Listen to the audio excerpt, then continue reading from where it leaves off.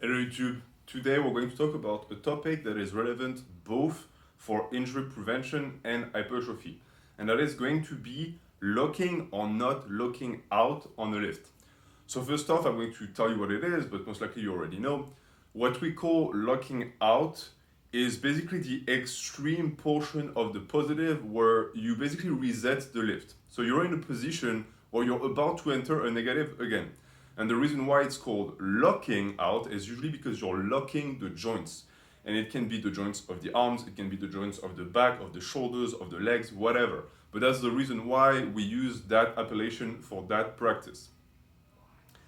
When you look at locking out and you look at what's at the other extreme of the spectrum, the rest can be explained pretty easily with a positive portion, a negative portion, and then at the bottom of the negative, we would have what is called depth, and what most people refer to as going to depth or not, or half repping or not, because in reality, locking out is the 1-2 combo punch of the front police. On one hand, you have the you didn't hit depth, or you didn't touch your chest, or you didn't go low enough.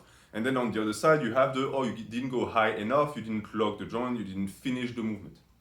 All of that is based on one thing and one thing only, and that is competition.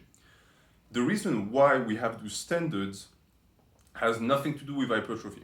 It has everything to do with having easily standardized methods to test someone. So for example, if you want to test someone's squats, it's much easier to stipulate that the person has to have their knees locked at the start and end of the movement, and that they have to meet a certain depth to be able to judge everyone with the same criteria. If we didn't have that, it would be mayhem. It's already hard enough to judge a sport like powerlifting with the rigorous, quote unquote, standards that some federations have. Without it, it would be mayhem. But for bodybuilding and for hypertrophy, these values do not apply. Meaning that there is no point in doing a squat, for example, full range of motion, just for the sake of being able to say, I did a squat full range of motion. Who are you trying to impress? There's no reason. A lot of people actually get pressured into going and abiding by these standards because of the form police.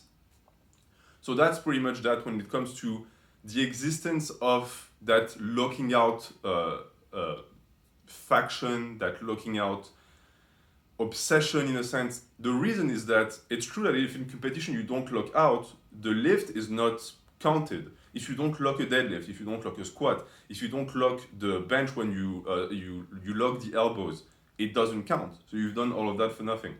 And all of that also stems from Olympic weightlifting, where certain movements need to be locked overhead, and there are very strict criteria to be followed for a lift to be considered lock.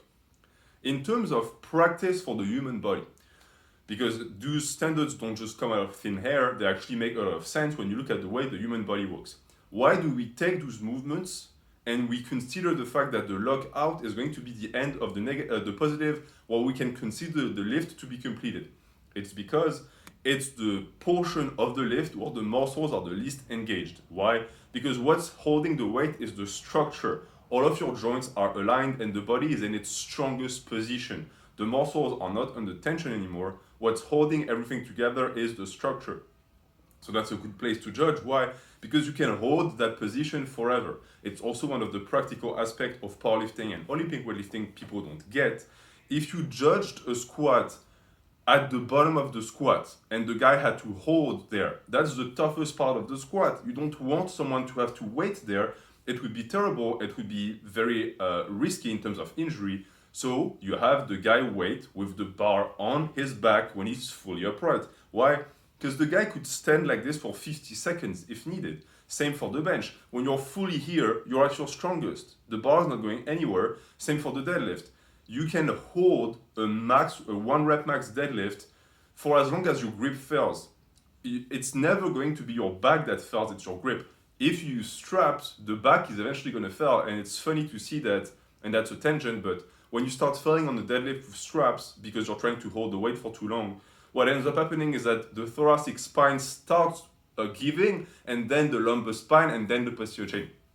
And it's in reverse for the deadlift. For people who don't know how to deadlift, what gives up first tends also to be the thoracic spine, then the lumbar spine, then the hips shoot up. Sometimes it's so fast that you can't even see it.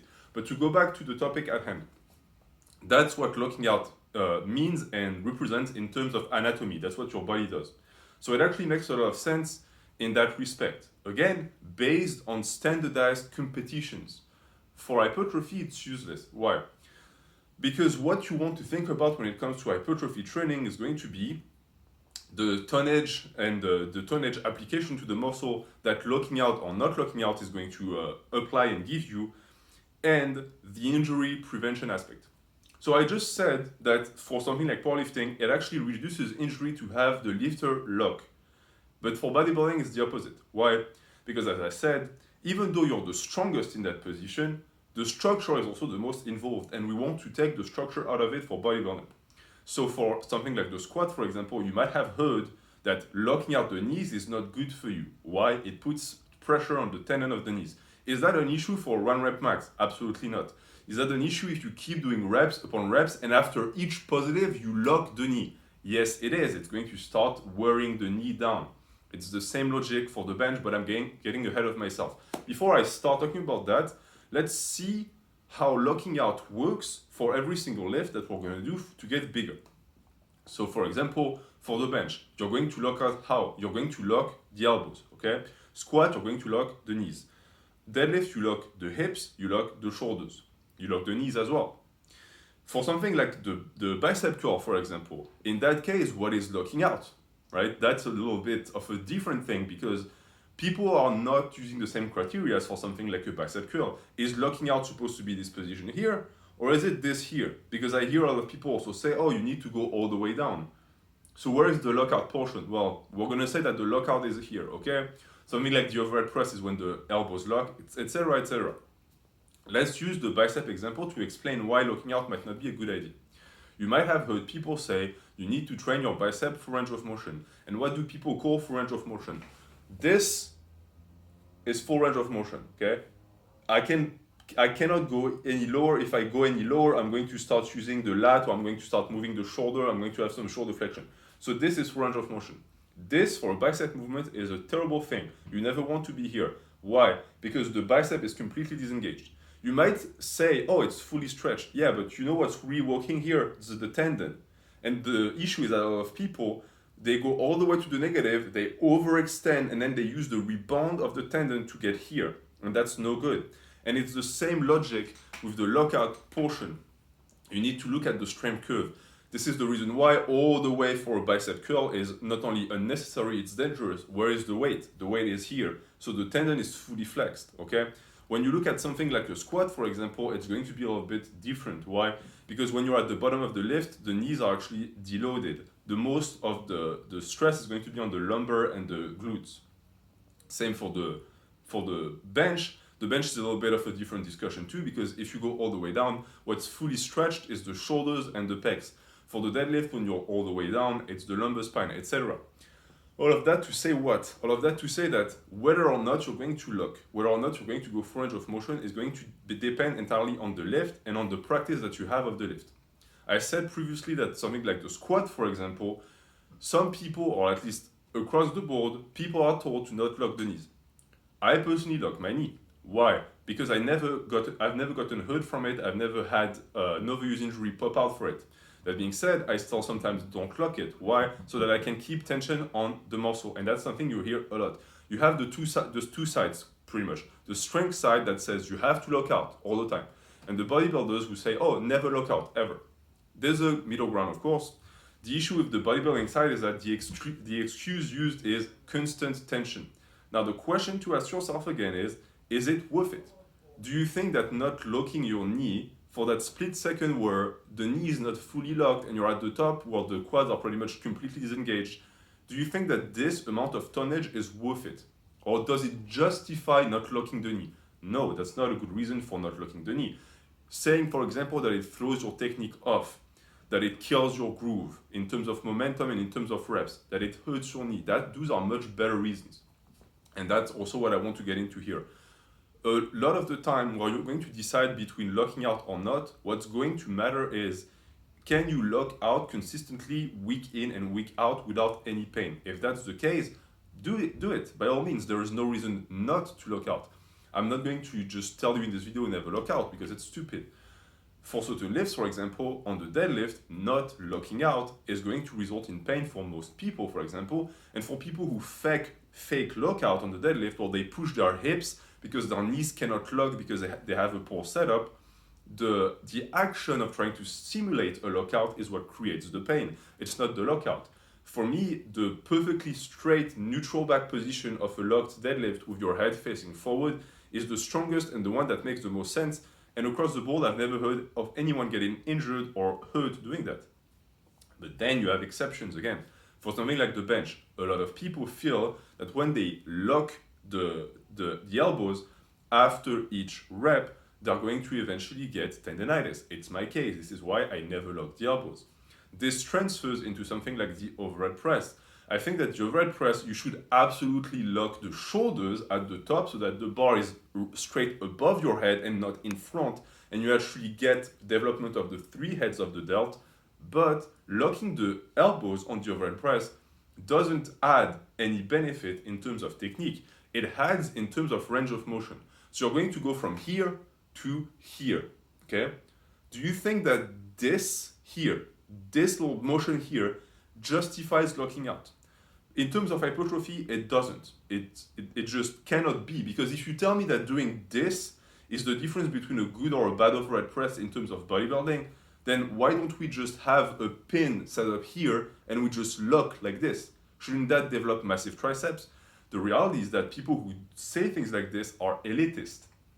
And they know that this portion here barely represents 2% of the activation of the tricep on the overhead press, but they want to see that full range of motion for a reason that only they can explain, which is usually based on standards that bodybuilders do not follow and do not need to follow.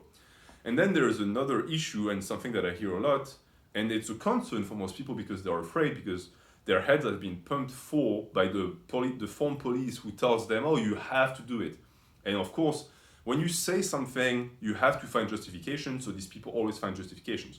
So one is what I just said. They say that it's going to be less benefit, it's going to offer less benefits if you don't lock out, which is false. And they also say that by not doing that, you are going to create a strength imbalance that's going to lead to injury. Well, first off, it would only lead to injury if you had to go into that range of motion someday.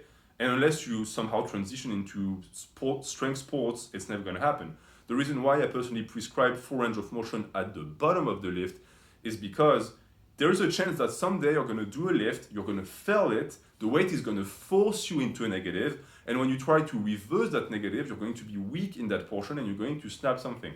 So it's, again, an injury prevention thing. Yes, full range of motion is better for hypertrophy, but it's up to you to apply it, to use it to get bigger. But the opposite, the same logic cannot be applied to a lockout. Because at what point in a lift are you going to be forced to lock out? It never happens. So it's not like you're going to lock one day and you're going to get snapped. And also, going from that again, the weakest portion of the lift, the weakest portion of your body is at its weakest when? At the bottom of the negative. Okay, so it makes sense to reinforce that weak link so that you don't get snapped up. But your body is naturally the strongest when you lock out. So you don't need to practice lockouts. And I would even argue that everyone practices lockouts anyways. When you unrack a bench, your arms are locked. When you unrack a squat, your legs are locked. The only exception is the overhead press.